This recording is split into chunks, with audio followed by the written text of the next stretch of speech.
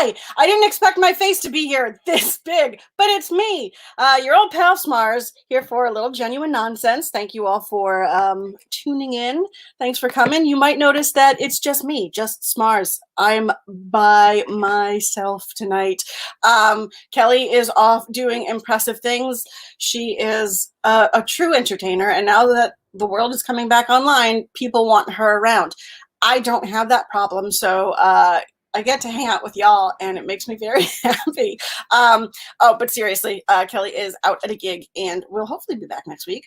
But I was going to let you in on a little secret. When Kelly couldn't do the show, I thought, I was racking my brain with who I could get to come on and co-host, and producer Matt has been so generous to jump into that slot. So many times I figured I couldn't keep bothering him, although I love having Matt. So really, I could have just had Matt, but love you too, Matt. Thank you.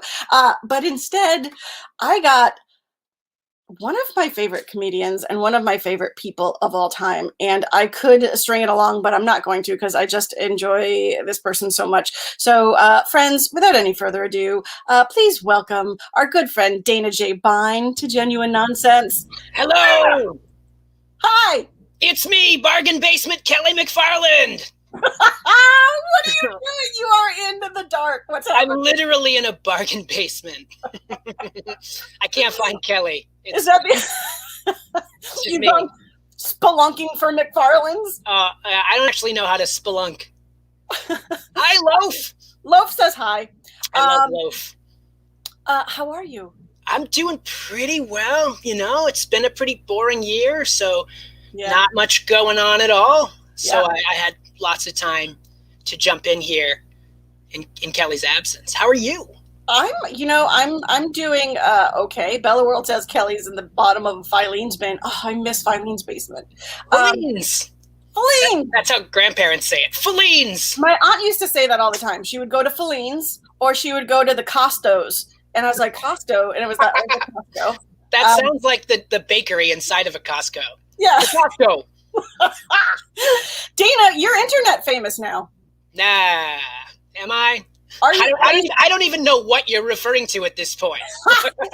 Okay. I hope it's a parody song, but it is. It is. That was where I was going with that. You hit international fame and fortune with Fortune? Hold on, that must be in this basement somewhere too. Fortune? No fortune came along with that? No. Not any good fortune. I guess you could say some fortune, but well, so at the beginning of because this was right at the very beginning, right, of the whole pandemic. March 18th, we were like a week in. Yeah. Whoa. March 18th, 2020. I wrote a dumb parody of Bohemian Rhapsody in my underwear, and people liked it. If you're gonna write a parody of Bohemian Rhapsody, I think you're required to be in your underwear. Yeah, I was channeling Freddie Mercury. It was the way to go. Was that just all one stream of consciousness? Did it just come to you like in kind of vomit form, or was that? It really did. I remember singing. It was like 11 a.m. and I remember singing the first two lines out loud. Is this a sore throat or is it just allergies? And I was like, I got to do it. It was just like, you got to sit down and write this. Yeah. And it was a crazy couple of weeks.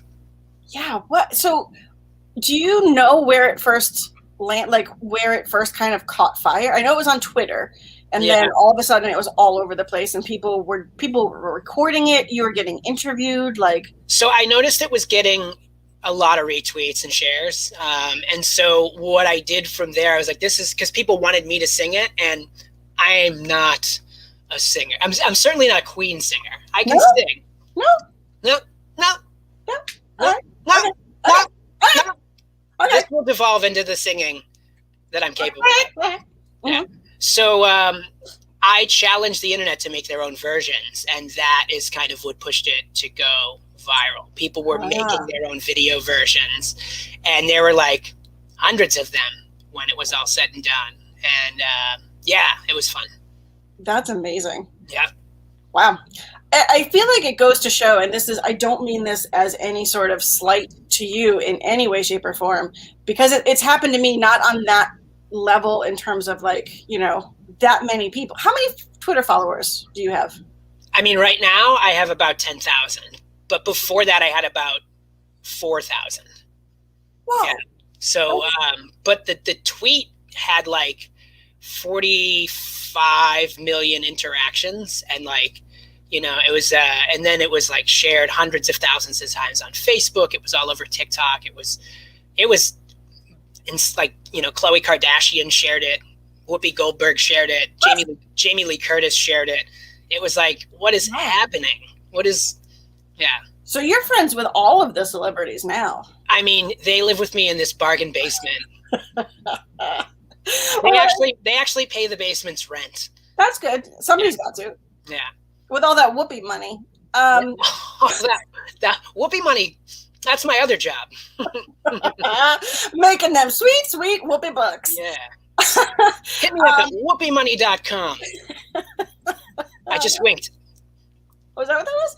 It was a genuine wink on genuine nonsense. Thank you. You're welcome. Well, that was one of the reasons why I wanted to have you on, is because I feel like out of anybody that I know, you got the nonsense down. I mean, I'm a pretty ridiculous idiot. Yeah. And that's one of my favorite things about you. So for viewers, I don't know if anybody cares about the history, but I've known Dana, like I was trying to, before coming on, I was trying to think about how long I've actually known you. And we're going on nigh on 20 years, I think. It's a long time. It's a long time. Yeah. A long time. You almost lived with me in like 2005, right? Did almost live with you. Yeah. Yeah. I was trying to think of when that was, but it was like 2005 or 6. Yeah. Because I was in transition with roommates then, and I remember you sat in my living room, and we, you know, I think that was the first time we had like, I mean, we knew each other, but that was like the first time we like talked one-on-one outside of a comedy context. I think it might have been, because I remember, I don't think I knew you, and somebody was like, "Oh, I heard Dana's looking for a roommate," and I was like, "Oh, who's she?" And then they're like, "No, I'm her." Like, no, Dana Jay Bein. And I was like, I don't know that person. But I did know, because we went to college together. Like, we sort of overlapped. And your name was always familiar to me. You were always part of the Boston College theater names. And like, I would have recognized you if I saw you, but we didn't have that like familiarity. Yeah, 100%. Yeah, I was the same way. That chore chart mock-up would be oh man, we would have had the most amazing chore chart, or like the wheel of chores of like. I looked at that and I was like, chore chart? What the heck is a chore chart? A chore chart, you know. Chore chart. It sounds like when your chores try to fart and it comes out as actual chore. That's when you're really trying hard to fart, and you're like, "Oh, I just got to get this one out to get on with the rest of my day." And then I chore charted, gonna have to shower and wipe. Maybe in the other order.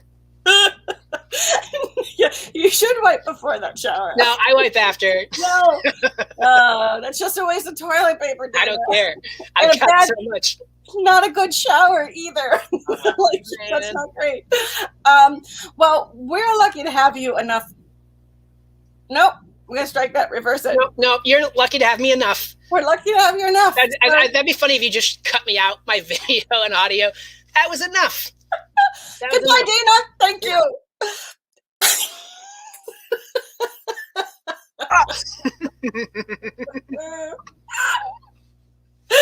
Dana, you've always been one of my favorite. Oh, Dave Thomas was wiping. He's wiping a nurse right now. Oh yeah, he's wiping nurse. Could I get my wiping nurse? My lunch was delicious, but I'd like my wiping nurse. Did that require extra schooling, Dave, or was that just something that you had a natural proclivity towards? I treated my wiping nurse like I'm a rich person at a restaurant. Could I get my wiping nurse? Wipe, please. Yes. Instead of the check, the universe looks like a. You come from real low. That was amazing. Like, I was just kind of I'm a real mess. I'm a real mess. Well, moving on. Yeah, I mean, we've got guests tonight, and I feel bad bringing them in. Wait, do we have to clean the palate before we bring our guests in? Sure, give us a quick palate cleanser. You don't want to give me that opportunity. You know what we can talk about is the heat. I'm a little bit nervous that it's getting hot again, and I know that a lot of people really look forward to that. I do not, especially given the fact that no place is really air conditioned well, including my new apartment. So I'm already kind of like that sticky hot, and I would prefer not to be. After I showered and wiped, I was sweating right away. Like right away. So you had to shower and wipe again. It was too hot today, right? I love it. Do you really? Yeah, I do. I want the temperature being, I guess, springtime temperature, like pre-summer temperature, really brings my dopamine levels to a genuine nonsense kind of plateau. That weather's fine. Like the pre-summer weather, I'm good with. Today, like I feel like we were at least in the 80s, and I feel like it's a little too early for that. But also, I don't like sweating when I'm not doing anything. Like I don't mind sweating if I'm like working for it. Like that's great. That's everything's going. But if I'm just standing talking to someone and there's that little trickle going down my back, like. That's that trickle. The sweat needs to stay in its lane. The sweat needs to pick a temperature at which it shows up, and only after that. Like, none of this 75-degree sweat. No. You stay above 75 degrees. That's a hot flash right there. That is a... Dana, are you having hot flashes? I always have hot flashes. This is something people don't know about me. I was born in the middle of a hot flash. That's actually how some people are born traditionally, some people are born C-section. I was shot out of a hot flash. Interesting. Yeah. Also, there's a new Marvel movie coming out, The Hot Flash. Yeah, it's a really fast guy that shows you his genitals, but you can't tell because he's running so fast. I was going for a menopausal woman. Oh, all right. Okay. I mean, who knows? They're running so fast. You don't know. It could be either or. I haven't seen a preview for it yet. I see a really long red streak. Oh man. Hot flash. Dana, we were trying to cleanse the palate and to bring in our first guest. You know what? Well, I guess we're just gonna have to bring them out anyway. They know me. So I booked without thinking about how tonight was probably gonna go down. I booked some really good friends of mine because this weekend I went to a first communion, and now I know I'm not trying to get into religion or any of that kind of stuff, but this is the season for like first communions and allergies. And allergies and proms. We're getting into there, and now that things are coming back online, some of these celebrations are coming in. It was just a lovely day. So I wanted to bring on my friends Bridget and Declan to tell us a little bit about that and help prep any of our viewers if they're about to make their own first communion. This is great. I'm planning my own. First. Perfect. Hi! Hello. Hi! Bridget and Declan. Were you just playing a little game?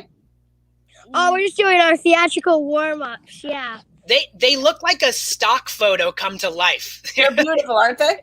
No, we get that a lot. Do you? Yeah.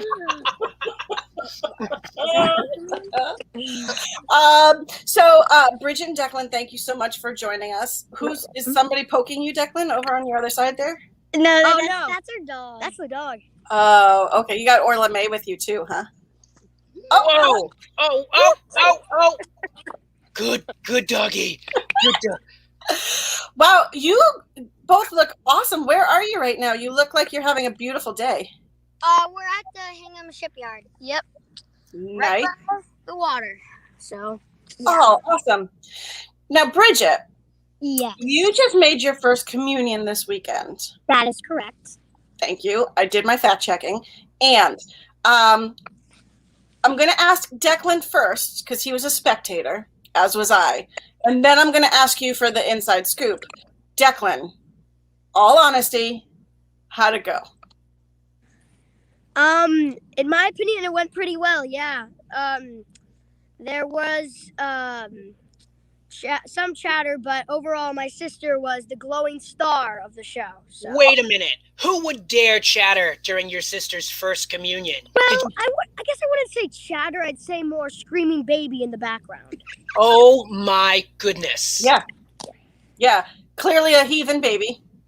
Yeah. I mean, clearly a jealous baby, Sure. right? I mean, babies usually haven't had their first communion, so when they show up at one, they try to ruin it. Yeah, they don't know. They don't know. And Bridget did everything that she was supposed she to did do. everything according to well. There were X's placed on the floor that she would stand and eat the bread, and she did everything correct. So at least that's what I observed. Awesome. All right. So then, Bridget, from the inside scoop, how did everything go for you? It was freaky. It was freaky. I wouldn't say freaky. I'd rather say I was nervous. Yeah. That I do most of the stuff wrong, and I don't know. What part were you most nervous about? I was most nervous about messing up. So you said do most of the stuff wrong. So there's stuff that you actually have to know how to do? Yes. Can you take us through that a little bit? Like, what are you supposed to do? Because here's the thing: a lot of our viewers, some people aren't Catholic. They don't know. So this is kind of a cool opportunity to get an inside scoop on what goes down. Well, you have to know where to stand because of COVID. You need to be 6 feet away from everybody, and you need to be in the right timing. You can't do too fast, and you have to remember when to pull your mask down. It's just a lot of hard work. Do you think exactly when you're in the front pew? Do you think that baby made you more nervous? No. Did you hear the baby? Did the baby bother you like it bothered your brother? Kinda. Yeah. That baby. Yeah, hecklers. If you ever do any sort of performance, you're going to find hecklers no matter what. First communion, improv show. Mm-hmm. They're going to be there. Hamilton. So, Bridget, what are the things that you actually have to say and do? So you walked. You guys came into the I almost said theater. You came into the church and you had to walk around. We had to do the procession correctly. I think that's what it's called. How does one process correctly? You have to, it's a lot of hard work on me because I'm the first one. Whoa. So, so I had to walk first. So I had to be the right role model, and I had to do the right way and right positions. It was a bit hard. Okay. And when you so why is it important? Like, why do you go through all of this? Because you want to receive God. Okay. And you want to do it correctly. Yeah. And when you actually stood up, like, did they call your name? Like, how does? No, you stand and then you walk forward to receive it. Yeah. And they just they just give it to you? Do they put it in like a little baggie, or like what do you have to do anything? You do it the same way you've always done it. This is what I'm saying. This is what I'm saying. Is like nobody knows. You're our expert right now. You've just done so. You have to put your hands like this. Like this, and then take it with the other hand that's on the bottom. Take it. You have to walk to the other X and pull down your mask and eat it, and then put your mask back up. I have a question. What? What happens if you got it and then you put it in your ear? That's just wrong. I mean, but I don't know. I've never done. I mean, I don't know how to, what if you asked the person to basketball shoot it into your mouth? Oh yeah. Well, you can't really do that. They're kind of like little frisbees. You can kind of especially you can't do it if you don't try. No, you can't do that because you wanna be respectful. Ah, that makes sense. Okay.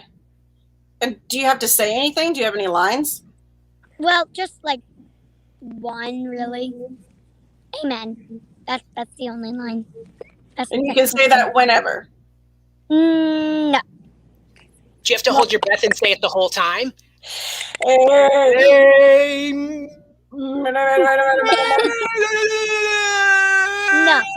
No.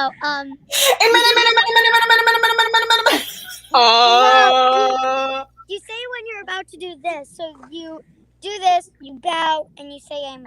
And then you take it, put down your mask, eat it, put up your mask. That's how you do it. Okay. Correctly. So when I was a kid, and I am Catholic, so I made my first communion, they gave us bread, and they gave us wine. So we had to have wine too.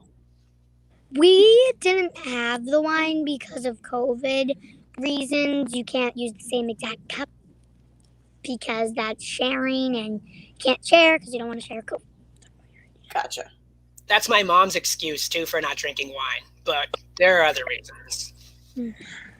That's my reason for not sharing wine, because I don't want to give anybody COVID. But yeah. In my opinion, just bring little plastic cups of your own cups and just pour the wine in it.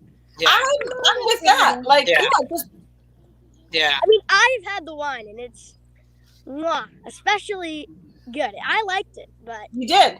yes. Now, did anybody in your class? So they made us do it beforehand, but we had like the non-blessed ones because kids would make faces. They would take the shot of wine and be like, and that's not. You're not supposed to do that after receiving the body and blood of Jesus Christ. Yeah. Let's say I've had some practice. So What? on special occasions, Christmas, I might have like one little sip of something. And Really? just for practice before my first communion. So And after you had your communion, you stopped drinking? You quit drinking altogether? yeah, I did. Yeah. Okay. Whenever I go to the liquor store, I tell them it's just first communion practice. But you're taking 3 cases. Shh. I practice a lot. I'm a hard practicer. I'm not very good. What is there any advice that you, and this is for both of you, this is the reason I wanted to have you on, is to give us a little sense of what it was like, the things that you had to do. So what was the preparation like? Was it just like, hey, go to church, show up, wear whatever you got at home that's white, and you get to do it? Or Well, you learn about it in CCD, and then when you like go through the whole entire book that's like this big, and you learn about God, and this then is when you're like in communion second grade or comes, something. like And when 2 First weeks, Communion comes, a week before First Communion, you go to the actual church, and then you practice, like you said before, receiving the body of Christ. My practice was like 1 day, 2 days before my First Communion, so just so I could be extra ready. So yeah. Did you ever have to call for a line? Yeah, And you have to talk about how you have to assign the seats, and you have to know where you have to sit. So yeah, all of that jazz. Jesus is really specific about that, right? no, that's just because of COVID reasons. Oh. Did you have to call for a line at all? Yeah. Did anyone accidentally say X-Men instead of Amen? Well, I don't know. You don't know? Wait, I don't think so. At least. no, I don't think so. I don't recall. You don't recall? No comment. No comment. Did anybody screw up real big? There's one kid that slipped in a puddle of blood, but He slipped in a puddle of Jesus? No, that's not true. That's not true. that's He's a kidding. weirdo. Declan, are you lying to us? He's a feel like weirdo. He's a weirdo. So what advice would you give to anybody? Because you can get your first communion if you become Catholic at any age. So what advice would you give to folks who might be? My advice would probably be, don't be so nervous, because Jesus will always forgive you, and try not to do something bad on the day you actually get it. Oh, Do it on other days. yeah. I would say, no matter what, Jesus, God, they all love you up in heaven, and if you're nervous, you just gotta know that you have to kind of believe in yourself, because if you don't believe in yourself, then you're just gonna screw up even more. Wow, that's amazing advice. That is really good advice. Well, so I'm gonna let our audience know a little something else. Like, you two you're not new to being on stage at all. So no. So they've done plays, and their parents own a theater company called Night Horse Theater Company. What? Yeah. So they do Tons show of practice. What was that? We have Tons of practice. So, not everybody has that experience of being on stage in front of people. So one thing, telling people not to be nervous, but just in general, how can you not be nervous when you're in front of a whole bunch of people? Well, really think that nobody is there. And think that nobody else is there, and just say what you're supposed to say and be done with it. Dana, you're used to that, right, Dana? Yep, you beat me to it. Oh yeah, think like nobody's there. Yeah. Well, I guess if you really are scared that you don't know what you're doing, you might want to act like somebody who knows what they're doing. So I would try that and see where that plays out. All right. Dana, do you have any questions for our friends? Can you if you wanted to get into acting, or what advice would you give to people, like either kids your age that want to get into acting or adults who have not done it yet? What would that be? I would say that if you want to act, just practice like you do anything else. Baseball, Soccer, anything, dance, playing guitar. It's Ukulele. anything normal. It's just you have to practice and believe you can do it. Yeah. Wow, That's the same thing that Declan just said. that's great advice. You both are great. I love you so much. Thank you for coming on our show, and thank you for sharing some of. Yep, we got the bow. Bridget, do you want to tell that part of the story? What? Do you want to tell that part of the story? I saw that bow at one point during the communion. Well, when everybody was clapping, I just bowed because I wanted to. Yeah. An actor's bow, it's in our blood. So at the very end of everyone getting their communion, the priest says, "All right, and a nice big round of applause for all our communicants." And Bridget stands up in the aisle and starts going, "Well, thank you." Yeah. It was amazing. Thank you both. I love you so much. It was nice to meet you. Love and hugs to your parents. Bye. Yeah. Thank you. Bye. See you soon. Have fun at the shipyard. Do you think they know that man behind them? I don't know. Who was that? That was their dad, for anybody Oh, who was like, okay. that was their dad. I think he was playing with the dog, Orla May. I was not that aware. I mean, wow, those are some confident kids. Yeah, they're pretty amazing, and I don't know if I'm spoiled in terms of like trying to think of the kids that I know who are sort of in their age range, and like there's a handful of them that are really, kind of that smart, that articulate, and that confident. And I'm like, is it just nowadays, where parents are actually like, yeah, I'm going to let my kid be who they want to be, or are these kids special? But yeah, I mean, I'm not that right now.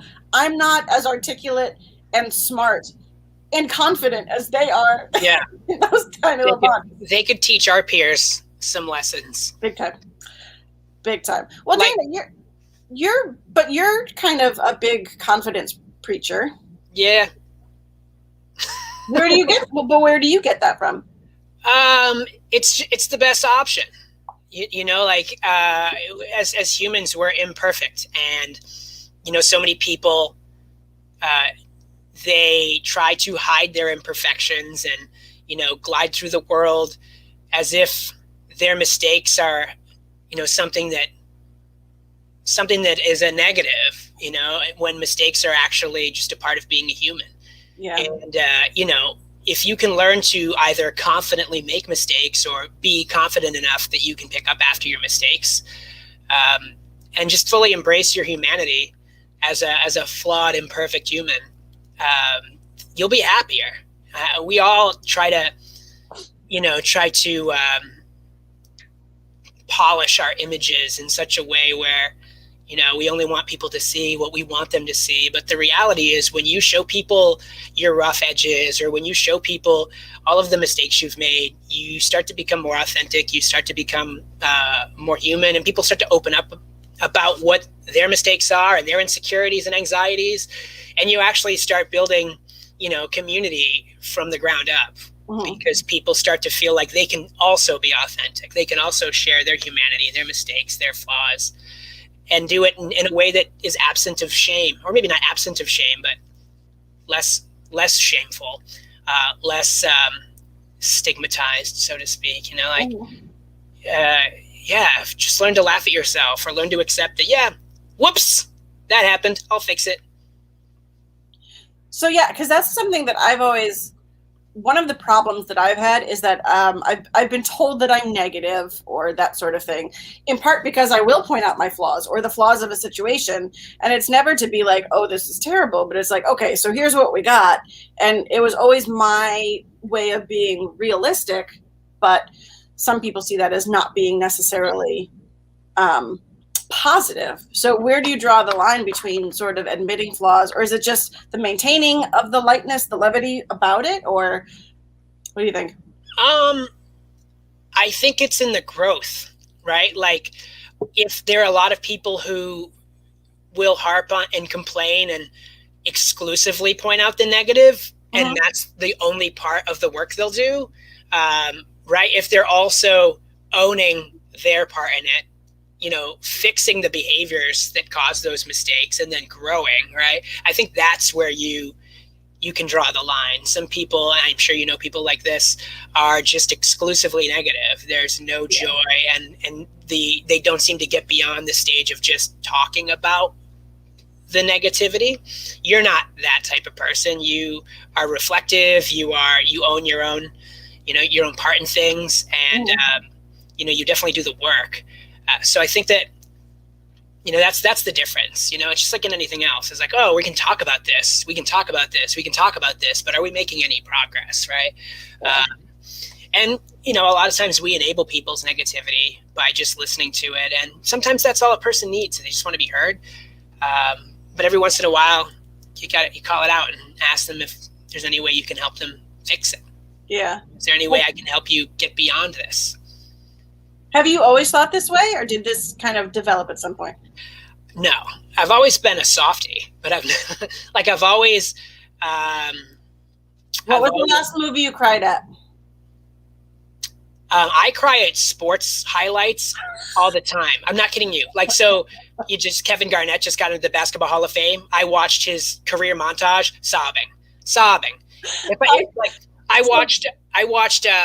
You know, like Nomar Garcia Perez first at bat back at Fenway, sobbing. You know, Paul Pierce and Kevin Garnett's first game back at the Garden, sob. You know, like that kind of stuff. But like, I cry at competitive cheerleading, like those competitions, like or like gymnastics, like at on the Olympics. Like I'll get so involved, and I'm like, that was the best they could ever do, and they tried so hard and they did it, like, or they didn't win or they won. This is the biggest moment in their life, and I'm just like crying.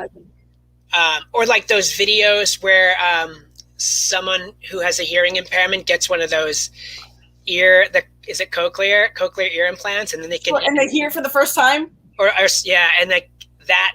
Also, like, I don't know, I'm a sap. Like at the movie Up, when Up came out, I went and saw it in 3D. And I was sitting in a row. I had a friend with me, and we were sitting in a row of children. And that first montage, done. Absolutely done. There's no one who didn't cry at that. Every time they said "cross my heart," I was done. At the Mr. Rogers documentary, in the last scene, when his widow is basically I don't want to give it away, but she gives the audience a prompt, and it makes the audience reflect about gratitude and things like that. And it's just like the whole theater was. I love to cry. I love it. I kind of like it too a little bit. Like it's cleansing, right? Like that's why we do it. I have bad sinuses, so it helps with that as well. But yeah, it's like literally and physically processing.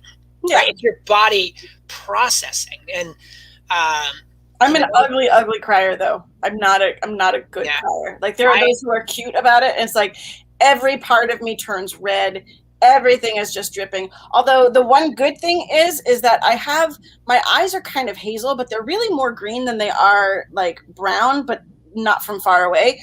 So when I cry and everything gets red, my eyes get like fluorescent green, which I'm like, oh, that's kind of cool.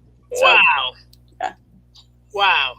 Yeah. I think beyond just tearing up, I am an ugly. If it starts to get to the sniffle part of the cry, forget it.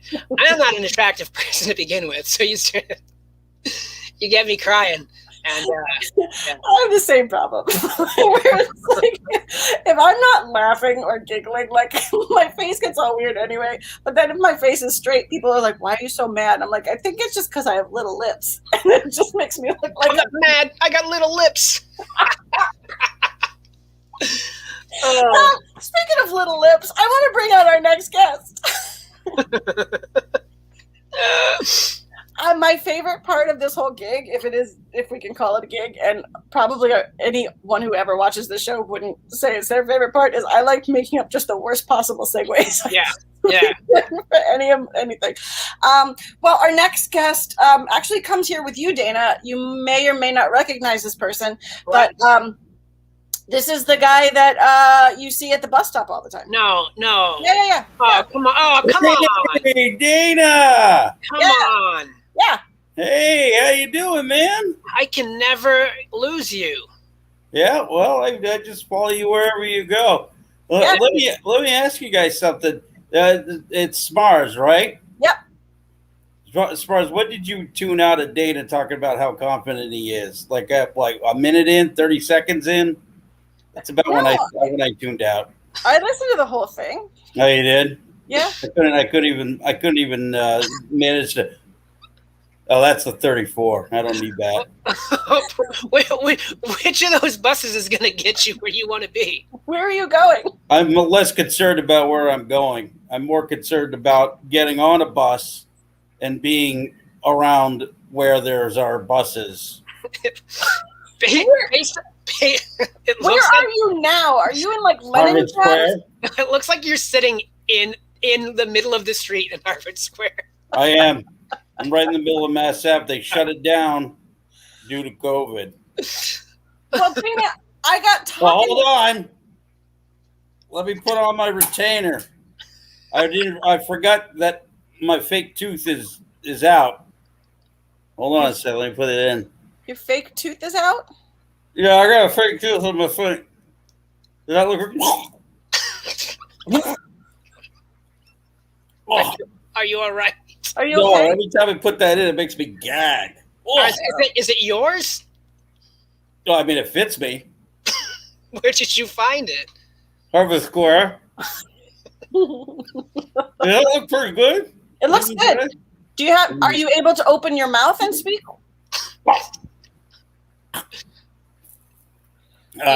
You I have to keep it out. I'm sorry.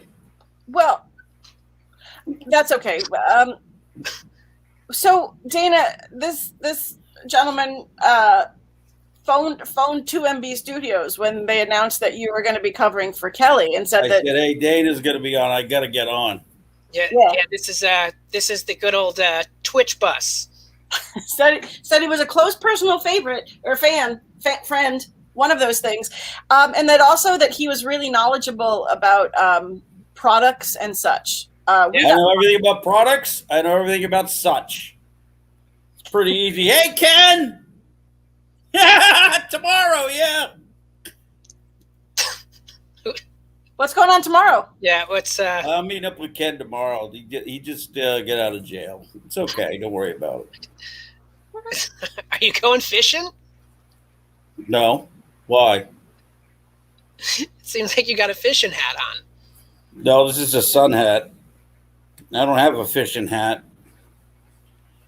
I don't fish. What are these products that we're talking about? I feel like I just bummed you out. You always bum me out. You never get on the same bus that I do. You're always like, oh, I'll wait for the next bus. Yeah, And then you talk about how confident you are for like hours. I just think it's a choice. Blah, blah, blah. Meanwhile, I got my sad sack life. Fuck you. oh man. So you're not. Do you have a name, by the way, or should we just call you Waiting? Waiting. Do I have a name? Yeah, sure, I have a name. What's your name? Henry. Henry. Thank you, Henry. Okay, did that suddenly change the dynamic? Well, now we can call you by your name. Yeah. Yeah, call me by my name. Great film, 3.5 stars. Henry, That's all I give it. I watched it on the 83. They have movies on the buses. Yeah. Movies It's been on a the while buses since you've now. been on the 83, huh? Yeah, really. Yeah, They've got- got I had to watch it in 7-minute increments between stops. It was a good movie. Anyways, what's this about? Products? Well, yeah, Henry, a few shows ago, I had mentioned that Wish keeps advertising things to me on my Facebook. Oh. And so we thought we'd bring some of the products on because I don't know what half of these things are. Like, I'm confused by a lot of them, and I'm confused as to why they're being marketed towards me. Yeah.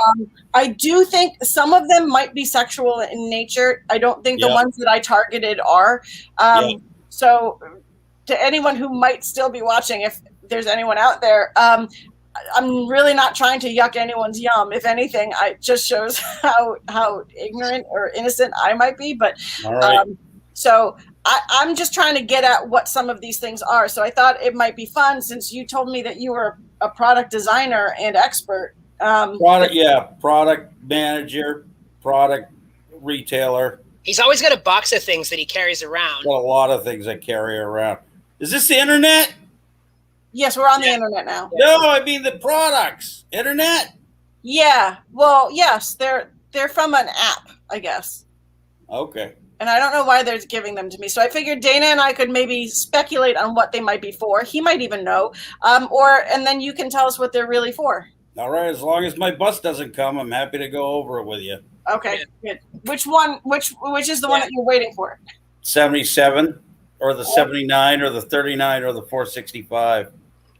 What's your? Yeah. Okay. Right now. I mean, a different day of the week, I'd be waiting for something else. That's what I'm waiting for right now. All right. Well, let's Matt, if you could show us the first product that we've got. So there's this. Matt is our producer. Oh, okay. So there's this little gizmo. Yep. Mm-hmm. I feel like it's relatively self-explanatory. I think so. It's a bird catcher? No, it's a chastity belt for birds. I don't know if you've been outside waiting around. You know, this is right in my wheelhouse. Waiting at a bus stop, you see pigeons all the time. Right. They have no morals, and you can't if you're dating someone as a pigeon who's another pigeon, you don't know what they're going to do. They're going to go somewhere else. Just make sure that you keep it clean and keep it in the family, you know? It also, and I might be wrong on this because I'm not the expert, it looks like it prevents the pigeon from flying. Yeah, it probably does. I don't know. I've never seen somebody use one of these and it work out well for the pigeon. I'll say that. I mean, it definitely prevents a pigeon from having sex with a pigeon that the original pigeon doesn't want them to have sex with somebody else with. But the cost to it is massive. Generally, without flying, they die. That's pigeons. Although there are some flightless birds that, you know, they don't care whether they Let's move on to the next product. Cassowaries, emus. Cassowaries. Yep. Yep. I wasn't sure if these were perhaps adult diapers. That's definitely a pubic hair shower cap. Oh, I could see that. I mean, Yeah, to me, why would you do that? Well, when you're in the Army, that's usually you. When I was in the Army, anyways, we used to wear those all the time. For what? Yeah, to pubic hair. You don't want your pubic hair to get all out of joint before you go into combat. So you wear a shower cap for your pubes. I feel like it's also a potential underwear trash bag combo for when you go camping or when you hit the road. You got nowhere to put your trash without littering, so you just put it in your underwear. Yeah, what other ideas do you have, Dana? Is that your confidence coming through? Yeah. Just add more ideas onto that. What else is it? I know there's more. It looks like it tastes like bubble gum as well. I feel like if you. I don't want to think about tasting it. That's nope, too far. I mean, it's only $12. Well, that's why I'm concerned. That was $12. Let's move on to another one. I bet it's a package of them though. If it's $12, it's probably like 100 of them. Oh. It seems to be a handful of worms for $2. You can get a handful of worms. Yep. I feel like that's the pubic hair under the underwear from the last product. No. I don't think that is what that is. That's organic SpaghettiOs. Yeah. Yep. That's all I got. Why? Hold on, let me put on my hat. It's getting sunny out here. It looks like an empty nest from one of the pigeons that got caught in one of those chastity belts. You know what happened to that show? What, Empty Nest? Empty Nest. They all died. Probably the last of the really good show. Who was the star? Who was that girl that was on there? She was really good. She was like a child star, and then Kristy McNichol. Kristy McNichol, yeah, she was great. Really, really good. You would not see her eating this. I'll say that. Okay. Well, we got time for maybe one or two more. No, I doubt it. I think we got time for many, many more. Oh, that's great. This is great. Yeah. So it appears to be a snack center for your bathroom. Is that what? That's exactly what it is. Let's say you're taking a dump and you get hungry because everything you've eaten is now going outside of you. Oh, this is disaster. You want something real quick, because you're taking a dump. So you got to get like some nuts, something with either some fat and protein, or maybe charge up with some sort of cereal or something. That's what that's for. You know what? And it also saves time, because if you eat the right thing, you could probably take your second dump right there when you're done. That's my value of the day. They have a lot of these all over the world. It's not just here in the United States that you can find this. This is a disaster. Let's say you got to take one of those midnight dumps. You're half asleep. Yeah. You walk to the bathroom and you're finished, and instead of grabbing toilet paper, you accidentally wipe your ass with a handful of croutons. Like this is really dangerous. What's wrong with that? I mean, why do we have to always resort to paper? Why can't we resort to snacks? For ass wiping. Usually when I toss, grab a snack, wipe your butt. Usually when I toss a salad, there aren't croutons. All right, let's move on to the next. You're a comedian or something. I could tell. Because I ride the bus. All right, this one is that. Yep, that's called a multi-dick. I used to draw with one of those in school. All the different colors, you just click them.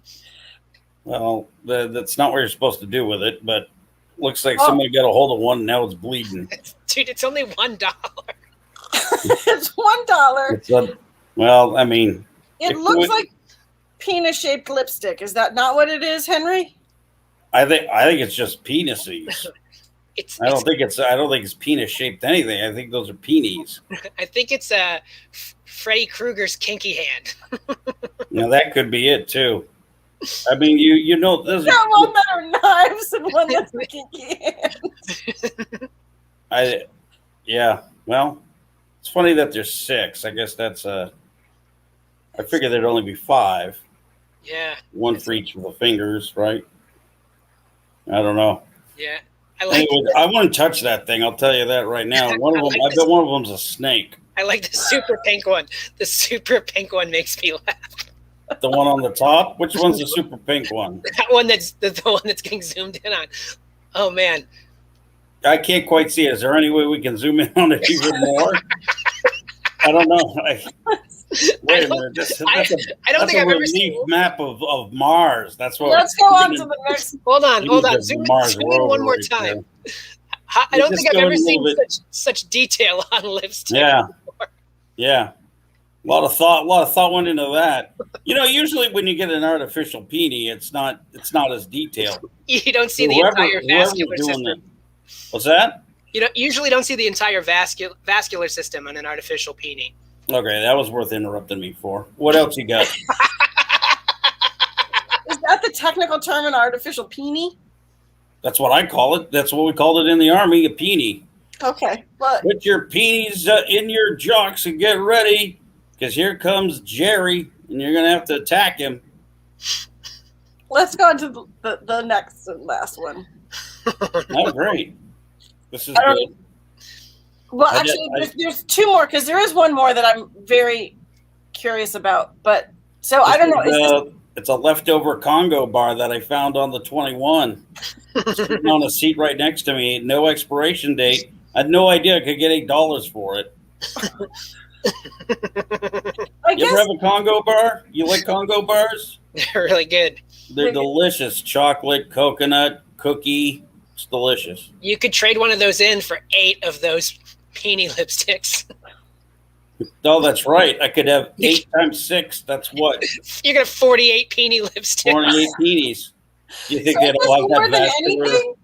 I'm curious as to why. Like, would you, if you saw this just marketed just as it is, would you click on that and buy that? Absolutely. Absolutely. Depends it looks delicious. So that's something to eat. Clearly. I got to say, most everything you've shown us so far is something to eat. Yeah, everything. That pigeon, the peenies. Pigeon. All right. Here's one that I legitimately need help with, because it could be dirty. I don't know if it's dirty. Okay. I'm legitimately confused by it. Matt, Dirty. there's like a see-through one that has little speckles all over it. Oh, God. Whoa. Okay. This. Oh, no. Oh, wow. What is this? Oh, It looks like it could be a condom, but it clearly is not. Yeah, And it's only $1. It's a prison. It's a prison for goldfish. It looks like. Make sure that the goldfish can't leave, and then when they flop out, they think they've gotten away, but lo and behold, they're still stuck inside. It looks like a mason jar from a nudist colony. Look at.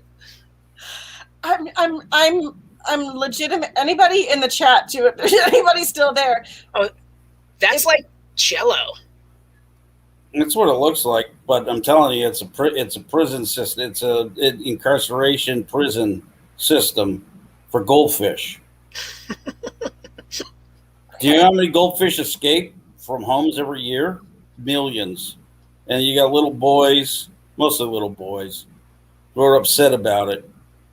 And this is a way to prevent it from happening. This way, goldfish can naturally live out the 1 week of their life and die right inside the goldfish bowl the way they're supposed to. And that way the little boys learn the lessons of life and war and what it means to be a man in the trenches with your pubes all perfectly lined up the way they're supposed to be. Go back to the other one. I'll show you how that all works. You know what? Sadly, I don't know what this one Oh, is. I got one of these. Hold on 1 second. What is that for? It's a tooth. It's a fake tooth retainer. Oh, You pour it right in, right? yeah. You give her Well, Henry, I think that's all the time we've got. So I'm gonna. Oh, please don't make that noise. Please don't make that noise. I'm gonna say thank you. I'm gonna say thank Why you. would they make a dental appliance that makes you gag? I don't think it's supposed to do I don't that. think that's yours. Henry, I'm going to say goodbye. Thank you very much. That's fine. I got the 79 coming right now. I'll see you at the stop tomorrow. The 78. Yeah, I'll see you tomorrow. Make sure you bring the succotash. Thank you, Henry. Got it. And Dana, thank you. We are running out of time. That was more educational than I thought it was going to be. We learned a lot. Learned something. is there anything that you are doing that you want to plug, or anything that you want to let folks know about? I'm excited to get out and perform again. I haven't done shows since before Coronavirus Rhapsody, on stage anyway. So I'm technically fully vaxxed on Thursday. So people should start to see me at shows sometime thereafter. Awesome. All right. Well, we all look forward to that. I look forward to coming to see you perform. Thank you so much for joining us tonight. It's an honor. I had a blast, and I hope you did. And I did. And you can be Kelly anytime. Don't tell her that. I love I Kelly. won't. There's only one Kelly McFarland and only one Kristina Smarz. Those are both true statements. And only one Dana Jay Bein. And only one other Dave Thomas. But you are watching 2MB Studios. You can check out the Patreon for 2MB and donate, become a member, and all that kind of fun stuff. And please stick around for Boy Detectives, which is coming up at 8 p.m.